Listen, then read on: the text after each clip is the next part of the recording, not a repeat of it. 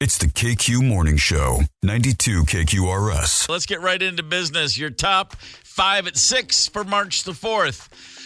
Number 5, the Minneapolis St. Patrick's Day Parade this year will be held in, wait for it, Minneapolis. No way. I kid you not. The Minneapolis St. Patrick's Day Parade is back in Minneapolis in its 57th year after a 4-year run up in Columbia Heights. It's back in town.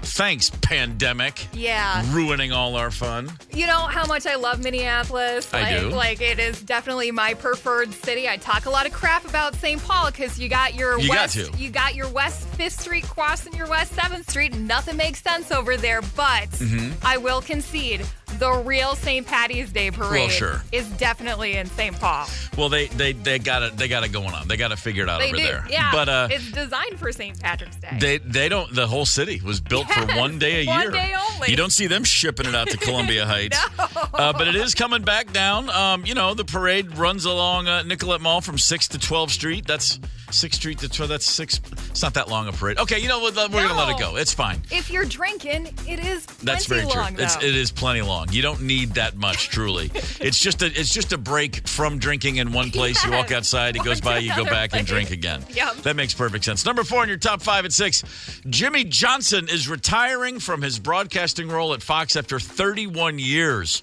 He's pulling the plug. Of course, a legendary coach, one of the few guys that won a national title and a Super Bowl, or more than one. I mean, as great a coach as football's ever seen, if you look at it from those terms.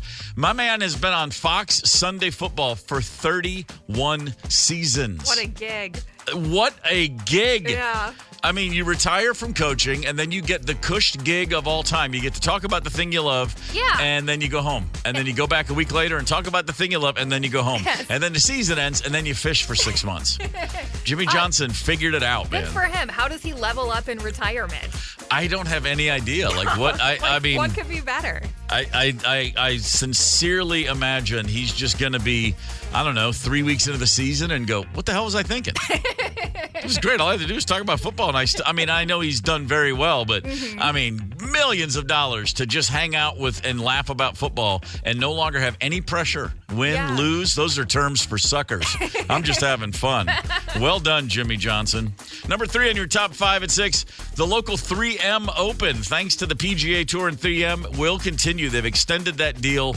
It's going to keep the 3M Open Golf Tournament in the Twin Cities as of right now and through, 2030. I'm looking at the past few champions, past winners. Last year, Vegas won. Lee Hodges, Cameron Champ, Michael Thompson, Tony Finau. Tony Finau, only known as the guy who was walking on a fairway and stepped in a hole and broke his ankle while playing with Tiger Woods once, if memory serves. That's where his name jumps off the page. We need the big dudes. We need some ballers to come up to the 3M and get a win. I do. Have you ever been to a professional golf event? I have not. I'm looking at that Waste Management one in Phoenix, though. Looks like a blast. That's the one to go to. If you're not really into golf, that's the one. That's the one for you.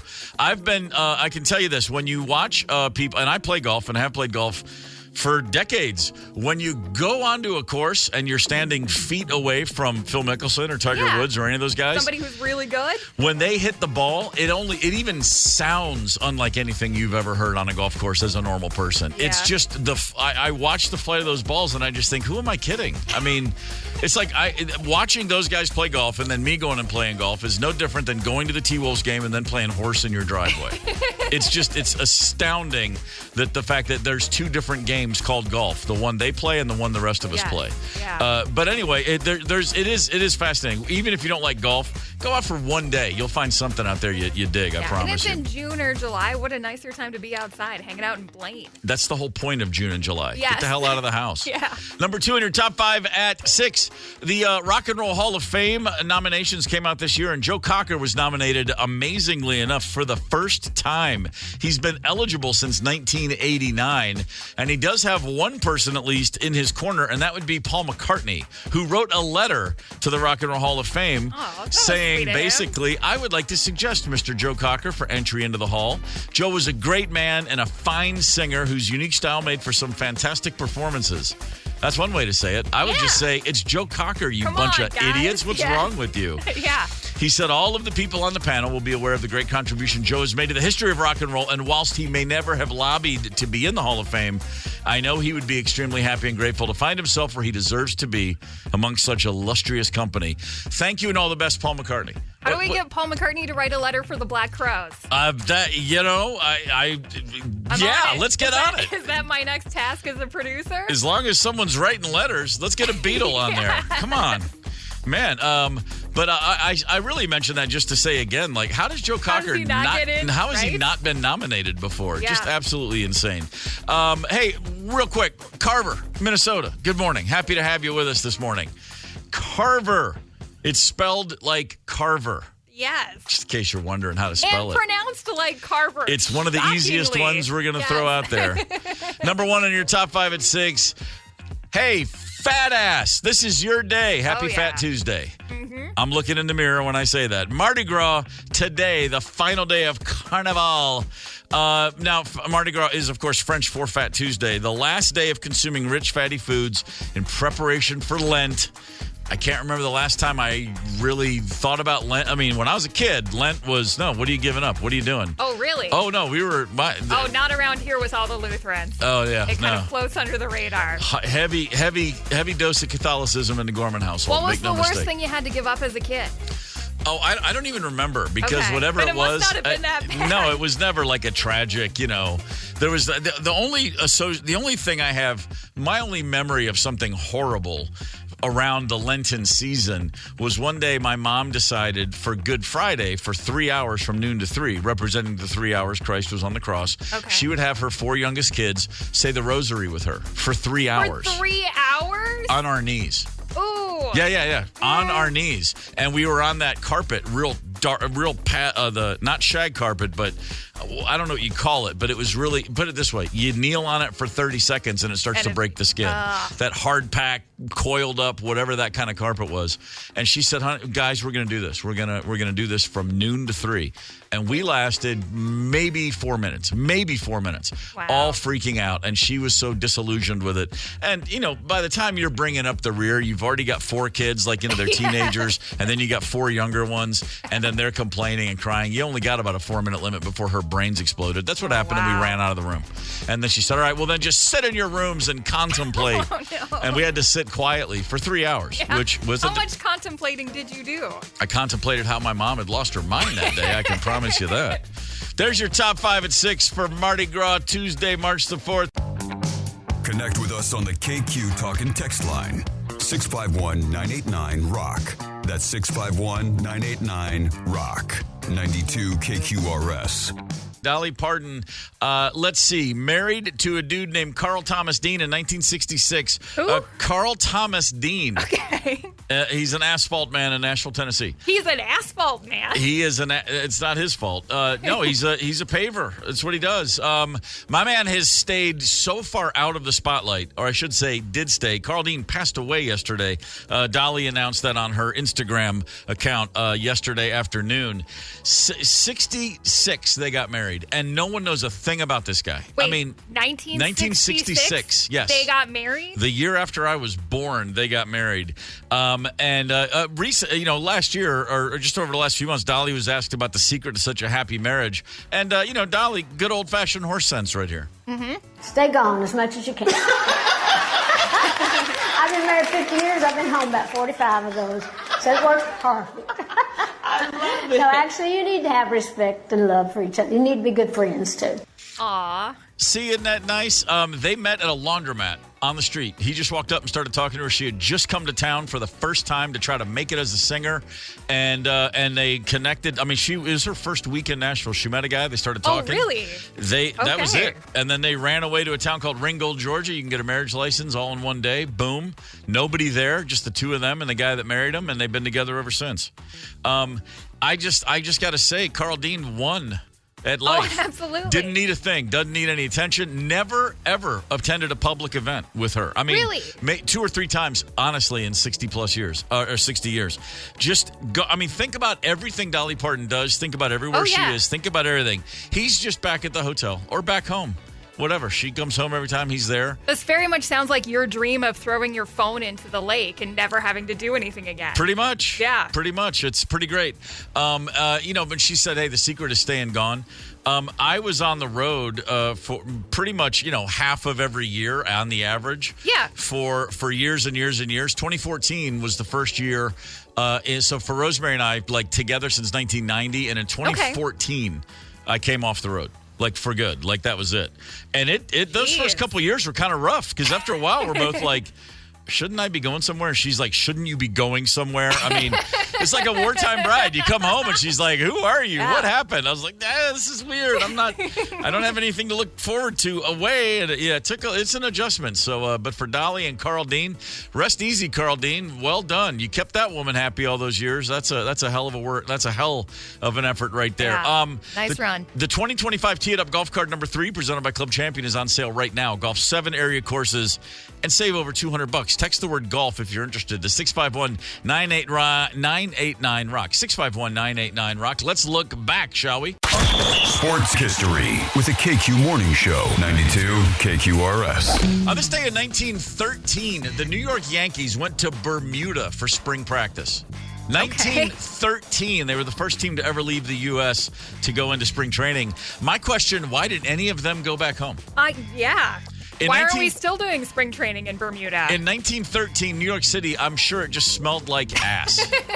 And then you go to Bermuda for a few weeks, and you're like, I'll go back to the city now. It's amazing they had a team after taking them down there for a couple of weeks. Oh, yeah. On this day in 2008, Brett Favre announced his retirement after 17 seasons. He had just played a hell of a year, but 275 consecutive starts. He had 2 Super Bowls, NFL records at that time for passing yards, touchdown passes, and the Green Bay front office was just kind of tired of it. He hasn't succeeded lately, hadn't been winning in the playoffs. Aaron Rodgers just sitting there for 3 years. Yeah. And Favre was like, I wanted to play one more year, but now I'm over it. I'm done. I'm out. That's it. And he was gone until about an hour later when he went to the New York Jets. And then 2 more seasons here. Yeah. A few more gut-wrenching interceptions. Finally, in 2010, after that season, he truly did shut it down. As we look ahead to baseball, is there anything in sport harder than hitting a baseball? We'll weigh in with some expert opinions. And then, of course, our nonsensical opinions. Hang tight. It's the KQ Morning Show, 92 KQRS. It's the KQ Morning Show on Minnesota's Classic Rock, 92 KQRS. 92 KQRS. Start me up. You hear that at a lot of sporting events, especially basketball, right, as they're walking to the tip. I remember in the late 80s suddenly noticing Start Me Up's like a ballpark song all of a sudden. And it made perfect sense. I mean, it just gets everybody in the mood. You just hear that little... I would go so far as to say it might be the Stones' most iconic quick hit. And more than the riff from Satisfaction, more than Jumper Jack Flash. That's the one. Of the iPod commercial? Yeah, it goes beyond music people. There's not a person on earth who doesn't know what that is. They might not even know it's the Rolling Stones, but they know that. Yep. And very few artists have those, if you think about it. Like these little moments that drop out. But that one seems tailor-made for sporting events. And with that in mind, the oft-asked question, what is the hardest thing to do in sports? What's the most difficult thing you see an athlete do? And the first answer everyone always says is hitting a baseball. That's my dad's answer. Yeah.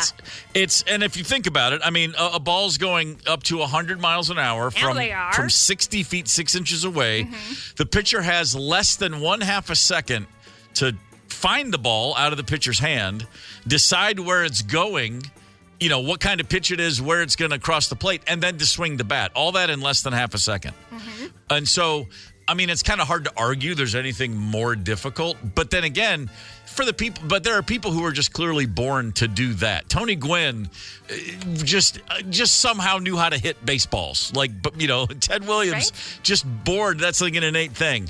I go to a batting cage and I start at 70 and I miss them, and then I go to 60 and then I'm raking all over the field. It's great. You know what I mean? I mean, that's the level I'm at. And I didn't play baseball growing up, but still, I mean, I watch people hit baseballs and I just think, that's got to be pretty hard. But I'm going to make a case for just race car driving. You don't think about that. Your body does go through quite a bit, I understand. Rounding corners at those speeds, they say it's the equivalent of having 300-pound linemen pushing you for 3 or 4 straight hours. I did an indoor karting experience once in England, like really fat, not like fun little go-karts, but like indoor kart racing thing that I had no idea what I was getting into. These things were going like 60 miles an hour, tight corners for like 30 minutes, and my trunk hurt for a week. All my it was like the heart. It was like I went to a Pilates workout for a month, all in one 30-minute stint. And I got out of there, and I just thought, wait, this is like a little kart thing. What's a NASCAR driver go through? Absolutely. Completely insane. So basically, and I'm at the age now where I'll just admit, you know what's the hardest thing to do? All of it. Yeah, Sorry. Sure. It's all That's impossible. True. What do you think? Where are you at with this? But I want to hear where everyone's at. 651-989-ROCK. What's the hardest thing to do in all of sports? And we're talking like single acts. So not a hat trick, not hitting the cycle or anything like that. Somebody was smart enough to ask a bunch of the Timberwolves, and here are their answers. What's the hardest thing to do in sports? Hole in one. Ain't that hard? Hole in one? I think, yeah. Okay. Throw a strike hard. Have you seen people do their baseball first pitch? It's pretty embarrassing. Hardest thing to do? Probably hole in one, but for me, I ain't doing no cross country run. like a marathon? Yeah, marathon, yeah. Yeah, so that's Nas Reed that we're not getting to do a marathon. Ugh. Shocking. Anthony Edwards, though, is the one that said throw out a strike. And then you had Rob Dillingham, Jada McDaniel, and Nas Reed all say hit a hole in one. Okay, here I take exception to that just because like no one hits a hole in one. I mean, you always hope to, but it's luck. You got to have factors. Hitting a golf ball straight is hard enough. You know what I mean? Just getting to where you hit the ball where you want it to go nearby. I mean, I have one hole in one in my life. Right? I was going to say, it can't be hitting a hole in one because I know people who have hit a hole in one. You are one of them, and none of them are professional athletes. Now, I have played a lot of golf, and I've hit the green on a lot of par threes, and I've put the ball very close to the hole. But the one time I actually got the hole in one, blind luck. It was an unlike any other golf shot I ever hit. I just had the luck of the jet lag, half-drunk swing that I flew past the hole, and the ball dropped and spun backwards to go into the hole. I've done that once in my life, and it went into the hole. And, of course, the good thing for me was I had a bunch of people standing at the hotel bar that overlooked the 18th green, and they saw it. So I had like 100 people cheering me. So I felt cool until I realized then I had to go buy them all around. Ooh, there is that rule. Yeah, the most expensive golf shot of my life was my one hole in one. I was in New Zealand, so that was cool. That part's cool to say. Ooh, I don't think that drinks are cheaper in New Zealand. They aren't. And then we celebrated with all those drinks, and so much so that I damn near missed my flight back to America. True story. I was wearing my golf clothes on the plane, racing through the airport to get there. Oh no! Do you wear goofy golf pants? Man, it was bad. That's all I'm going to say is it was really bad. Ray on the talk and text line says the hardest thing for me is knowing I'd be able to play hockey for a full game. I hit the ice like Gretzky for 10 seconds, and then I lay on my back to ice my lower back while still on the rink. Yeah, there is that. And then Jimmy, our buddy Jimmy, said just straight up skating. Duh. Yeah, anything on ice skates. Really? But again, if you grow up with it, you don't think that. But I just know, man. Go watch a figure skater or go to a hockey game if you've never been around it, and you just sit there and think, none of this checks out. The skating thing, I could say triple axel or something like that. You know, where you're just spinning and flying through the air. Yeah, it's got to be pretty freaking hard. That said, I think that's my answer. Yeah, and then again, now of course I'm thinking about just winter sports because those are just for the craziest people on earth. The downhill. Let me go 90 miles an hour down the side of a mountain without any control. But is part of that dumb luck or just muscle memory? I don't. Well, when people are winning, the difference between gold and fourth is 0.2 of a second. Yeah. It's like there is some dumb luck there. I don't care. That's a real good point. It's like like a ninth of an inch less bigger ass, and you win the race or something. I don't know. That stuff makes no sense. 651-989-ROCK is the KQ talking text line. What's the hardest thing to do in sports in your experience, or just as a fan? Let us know. Hang tight. Connect with us on the KQ Talkin' text line, 651-989-ROCK. That's 651-989-ROCK. 92 KQRS.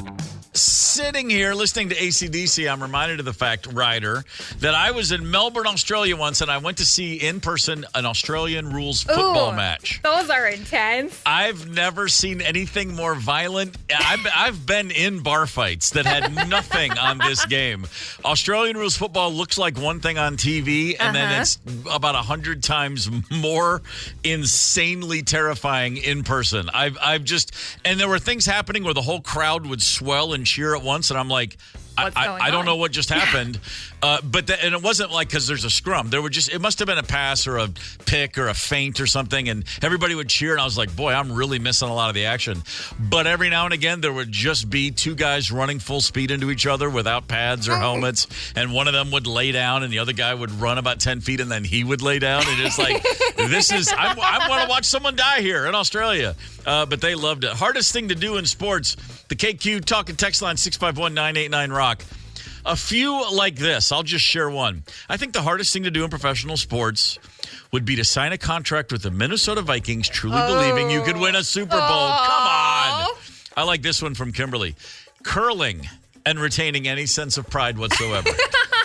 That's pretty good. Oh, Kimberly. How about this? Shooting a puck from center ice between periods for a chance at $100,000. The puck is 3 inches wide. They put a hole in the board in front of the net, 3.1 inches wide. Yep. Rich wrote this. I hit the board right next to the hole. Oh. No. Man. Rich. I almost died going out to drop a ceremonial first puck once. How did that happen? Well, it was ice. Okay. And they had a little they rolled out a little carpet, but then when I got to center ice, I was actually on ice. And I was juiced on ice, as they call it. I was asked to drop a puck. This is at a minor league hockey game. Okay. I didn't know it was going to happen until I heard my name over the PA. Oh. Yeah, it was one of those. I had been told, but I wasn't paying attention. Anyway, long story short, I walked out there. I recognize that. And the feet, I did the shuffle. All this, but yes. maintain balance. Okay. Probably would have fallen had I been sober. But the drunk guy, sometimes being a little drunk is your counterbalance. friend. You don't overreact. You just act appropriately. It's one of the few times you can say drinking makes you act appropriately. That's what it was. We got a bunch of Facebook posts as well. There's the simple ones. Just watching a Viking playoff game is pretty tough. How about this? Win the Kentucky Derby. I don't know. I was thinking about that one. Isn't the horse doing all the work there for you? He's doing a lot of the work. Yeah. He's doing a lot of the work. The jockey's doing a little bit of the thinking for both of them. That's very true. How about this? Patty wrote, hardest thing to do in sports, stay humble and appreciate your fans. And then, let's see, Tim says, watch an NBA game. Oh, come on. Get back into the game. It's waiting for you. It's my opinion. Okay. I don't share that opinion, but we'll move on. You know what, though? I grew up in Kentucky. You can never get away from the round ball. I guess that's just how that goes. I do like this from Pete. Hit for the cycle. It's hard enough to hit a baseball. Yes. Hitting for the cycle in a game truly is kind of single, double, triple, home run. Yeah. Completely insane. Absolutely nuts. How about tattoos? Let's move on to the subject of tattoos, Ryder. Oh, I always want to talk about ink on skin. Yes. Do you have any? I do. Really? Yes. I have not. I don't think I've seen these tattoos. It's a summertime affair. It's a summertime affair. All right. I'm tattoo free. I know you are. Yes. I have said in the past I tattooed realistic looking moles on my body. But those were just there. They're part of me. But there are certain bands out there, certain bands that we all love, that inspire more than others the tattooing of their own fans. Let's take a look at the top bands. Tattoos. Hang tight. It's the KQ Morning Show, 92 KQRS. It's the KQ Morning Show on Minnesota's Classic Rock, 92 KQRS. I'm Steve Gorman. This is 92 KQRS. Heart with Barracuda. The first concert I ever saw, Ryder, was Heart. So freaking lucky, dude. In 1978. And luck is not the half of it. I mean, drive into town for a soccer tournament, and we got a night off. We got a night to stay in a hotel. I was not playing. My older brothers were playing. I was just there to be like my friend's mom said, let's go. Yeah, I've seen that kid running around the hotel. Oh, yeah, that was it. And then we get there, and then my friend's mom, the young mom, the cool mom, looks at me and my two buddies and goes, oh, there's a concert next door. Do you guys want to go? And we didn't even ask who was playing. Yes, we would like to go. And we walked in, and it was Heart, of all things, dude. in 1978. And at that show, I'm finally at a rock concert. I'm finally enjoying life. finally smell pot for the first time in my life. Did you know what it was? We had a pretty good idea that's what that was. And then it was confirmed when a guy offered us a hit off his joint. And we all, 3 8th grade boys, all went, "No, that's cool, man. Thanks, though." And then all looked at each other like, should we have done it? And I'm really glad we didn't because it was too heady already. Yeah. Too much to process. Yeah. Not only finally being at a concert, but having no idea 20 minutes earlier we were even going to be at a concert. Right. That just made it all so fast. But I'm saying this. At the end of that night, after the encore, which was Barracuda, if I walked out and in the concourse, someone said, "Hey, kid, do you want a heart tattoo?" I would have said, yes. Put it right on my forehead. I have been blessed and dipped in the waters of all that is holy about rock music. Put a heart tattoo right across my face. Nice. I would have done it. I would have done it. I'm staring at your face right now, and it does not have a heart tattoo. It does not have a heart tattoo. But we do see a lot of our favorite bands tattooed on fans across the board. And apparently, according to Google searches, Google loves to do this every month. They put out, this is the top searched, blah blah blah. The band that inspires the most tattoo searches. I think it's got to be Iron Maiden. Is that right? No. Iron Maiden is number 9 on your top 10. Man, I went to that Iron Maiden concert, hung out with a bunch of KQ fans in the suite. The first thing that happened was one guy ripped open his shirt to show me his Eddie Iron Maiden tat just full on his chest. Oh, really? So impressive. Very nice. They're number 9. No, your top most searched band tattoo, according to Google, Pink Floyd. Really? Worldwide. The kids still want the Floyd tattoos. The triangle with the prism? I would imagine it's that. I doubt it's a guy standing on fire shaking hands with a businessman, although that's the Pink Floyd tattoo I'd get. If I'm going to get a tattoo from Pink Floyd, it's going to be that. That's what I'm going with. Who else? It's got to be Metallica's got to be on that list. Metallica's on the list. Here's your top 5. Okay. Pink Floyd. Sure. Number 2, your friends, the Gunners, Guns N' Roses. That makes sense. I've seen a lot of Guns N' Roses tattoos in the day. I remember, in fact, seeing a Guns N' Roses tattoo, as early as, if not 87, early 1988. The album was out but hadn't blown up yet. Mm-hmm. And I remember, I was in a record store that I would later be an employee of, and just looking at a dude, and on his arm, a Guns N' Roses tattoo. And I had just heard Welcome to the Jungle a few times, and I was man, this guy is all in. Because you didn't even see that many tattoos back then still. And it was like, wow, there must be something going on with this band. The wind is blowing. I licked my finger, put it up, and I was like, oh, they're about to be huge. Rammstein, the German band, is number 3 on the list. Okay. This has got to be a worldwide thing. It's worldwide. They are not that popular Then here. Metallica, then Nirvana. Don't expect to see... I don't think of Nirvana as the tattooed generation.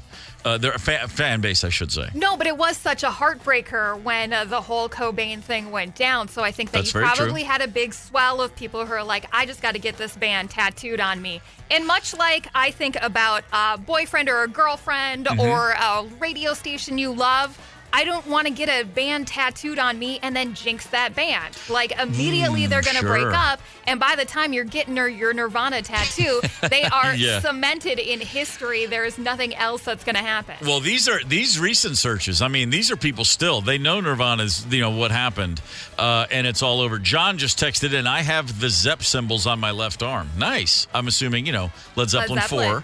Those four symbols. John Bonham's, of course, the Ballantine Ale logo. That's just a beer company from Rhode Island. That's what he went with. All right. Just something tells me he was holding a Ballantine when they said we need a symbol. Just do this one. It's good beer, isn't it? Yeah. Remember the movie Superbad? Yes. Okay, McLovin. The legendary McLovin. The actor, whose name is Christopher Mintz-Plasse, which you just can't. It's not important at all. That's the Mintz-Plasse. It's of course that guy's going to play McLovin. He has a tattoo of artwork from the band Santana and was asked about it. And in case you're wondering, oh my God, he must really love Carlos Santana. Not exactly. Here's McLovin. Do you have a favorite tattoo and why? My most recent one, I don't even know where it is this Santana tattoo that I got. That's cool. I was on a bunch of mushrooms. Well, I was on mushrooms. Which is not the best time to pick out your tattoo. It's in really my not. opinion. It's not the best time to make any selections, honestly.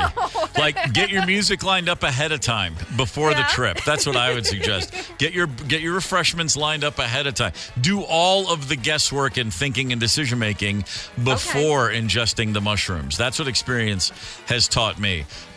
In 1990, the first time my former Little Rock and Roll Combo went to England, we did a little club tour, like 8 shows in England, first time ever.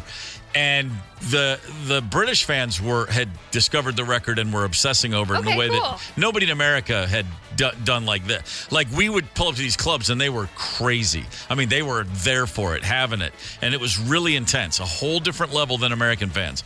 And we're probably at our 3rd show, and a guy walks up afterwards. He's asking for autographs outside the we didn't even have a bus. We had like a van.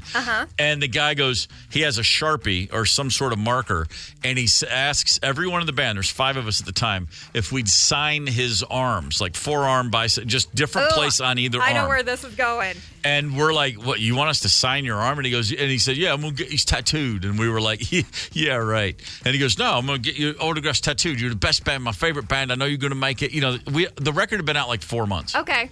And this guy's asking us to sign his arms in permanent marker so that he can then go get those tattooed over. A year later, we return to the scene of the crime, and that guy shows up, and he had done it. Nice. I mean, I think it's nice. You might be a little freaked out. I thought it was really strange. I was like, dude, you had a record in your house for 3 months, and you asked 5 strangers to sign your body to then tattoo their signatures. And that guy's probably, I assume he's still out there somewhere. I hope so. And people are going, what was that again? What's that line, right? Because by now, they probably look pretty wrinkly and old. But he may have gotten them refreshed. You don't know. He certainly may have. Quick back to when you're there and he's asking you to do the signature to get the tattoo. How much time do you spend with the Sharpie making the Steve Gorman look perfect? Or do you just he's not going to do this and whip through it? I took a little extra moment, and because I had by then I'd already realized I just write. It's kind of like an S, kind of like an AG, and then a squibble. It's just you do it. Yeah. And so I did that, and it looked pretty good because I did think well, you never know, and I don't want it to be. But the other side of my brain was, of course, right in big block letters, Stephen Andrew Gorman, comma Esquire. I thought about that. Let's make this guy really commit. The tattoos and several of those. And the Black Crows had the good little Heckle and Jekyll logo. Yes, so we saw a lot of those right away. I was going to ask if anybody had come up, ripped open their shirt, and you saw that tattooed on their chest. Many times. The weirdest, however, and this is weird, and I'm sorry, no offense, but this was never sat well with me. Okay.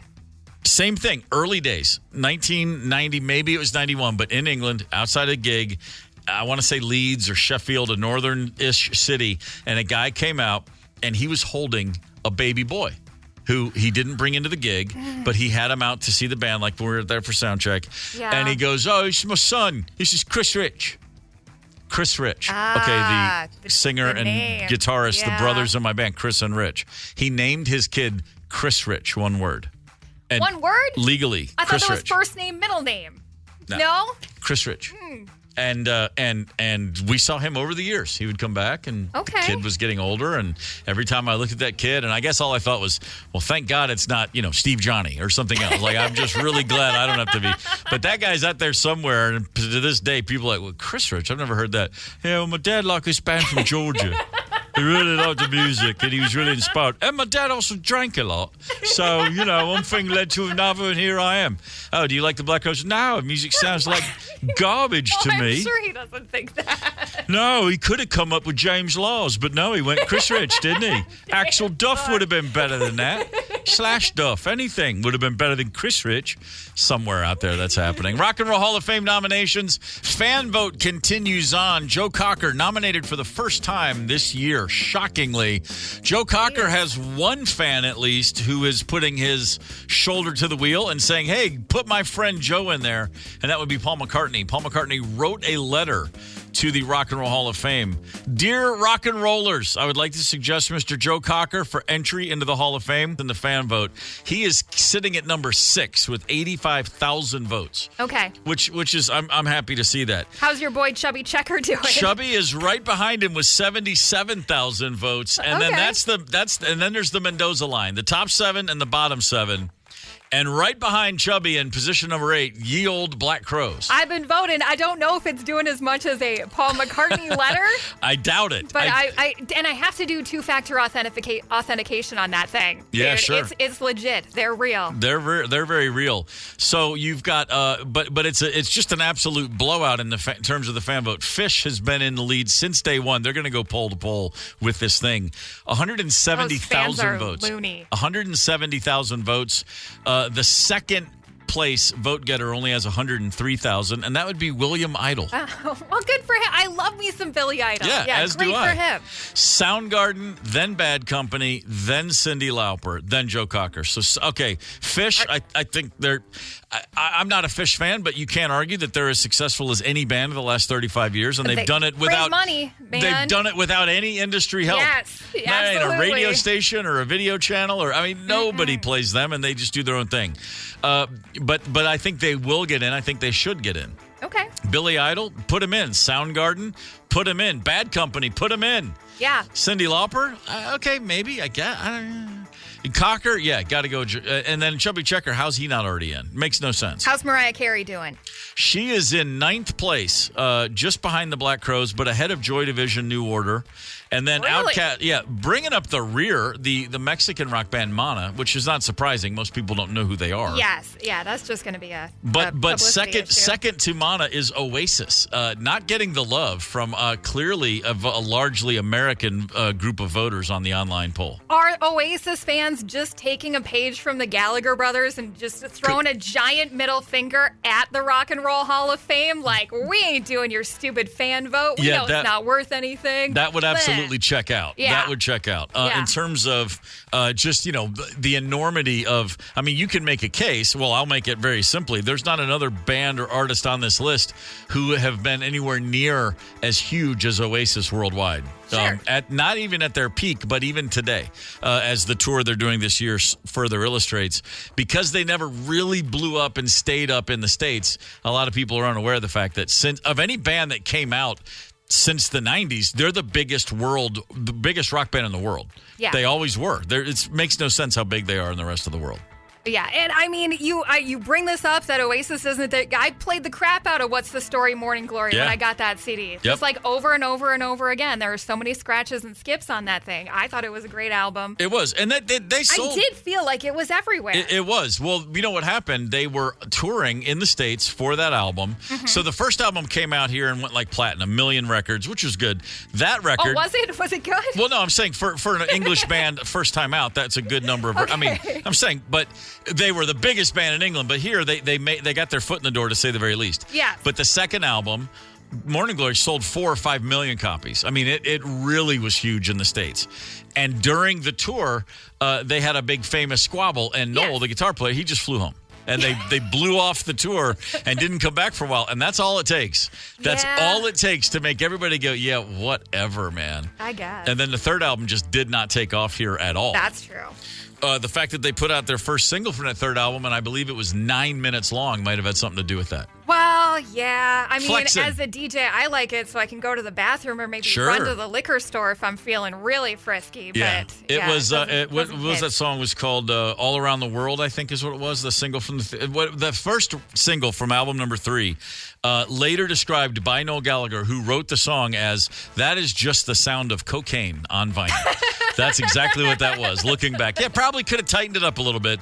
We were feeling pretty good. No one needs 9 minutes of anything on radio. That's established. But we do need our top 5 at 9, and that's coming up. Hang tight. It's the KQ Morning Show, 92 KQRS. It's the KQ Morning Show on Minnesota's Classic Rock, 92 KQRS. This is 92 KQ. It's Tuesday, March the 4th. Let's get right to your top 5 at 9. The St. Patrick's Day Parade is back in Minneapolis this year after a 4-year run up in Columbia Heights. Welcome back home, Minneapolis, St. Patrick's Day Parade. Everybody in St. Paul, go ahead and start laughing. Right. Make fun of it. Feel free. We know that you have it all figured out in St. Paul, while we over on this. I mean, listen, we and you all. I like both. I'm not like you, Ryder. I'm not like Minneapolis born and bred. I have a strong Minneapolis preference. Yeah, not me. And even I am going to concede the real St. Patty's Day Parade is in St. Paul. Nice work, St. Paul. I'm going to give you that one day a year where you just own this entire state. I come in and I see all that stuff. I see the charms of both. You know, I two different worlds, and I appreciate them both. And I'm not playing politics here. I live in Minneapolis, but I spent a lot of time in St. Paul, and I dig them both.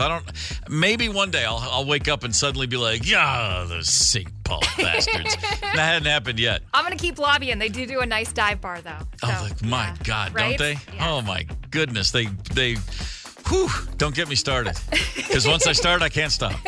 Number 4 in your top 5 at 9, Jimmy Johnson, the former football coach, the broadcaster for the last 31 years, announced yesterday he is retiring. Fox Sunday Football Show, Jimmy Johnson, James Brown, Terry Bradshaw, Howie Long. I mean, they're just a part of the fabric of the game.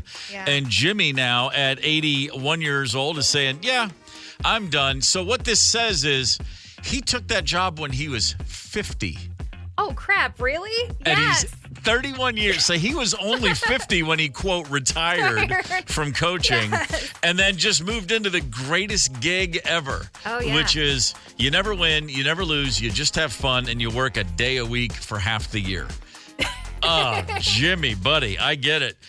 He said it was a very difficult decision, and I'm sure it has to be, because it's like, why am I retiring? This is the best, easiest gig I could ever have. But, you know, so much fun. Yeah, but there are still, but, you know, the fish are biting 7 days a week, and he needs to focus on that. That is accurate.